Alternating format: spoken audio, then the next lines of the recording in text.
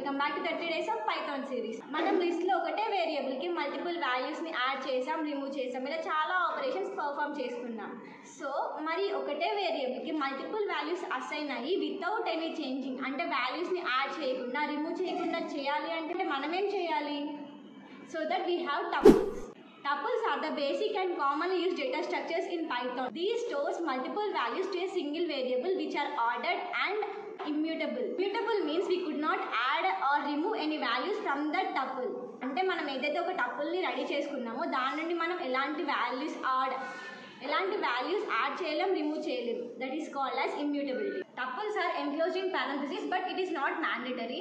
We can access every item in the tuple by using their indexes. Indexes ranges from 0, 1, 2, 3 like that. మనం టపుల్స్లో వాల్యూస్ని add చేయలేం, remove చేయలేం. Okay, మరి వాటిపైన operations perform చేయాలి అంటే follow for next video.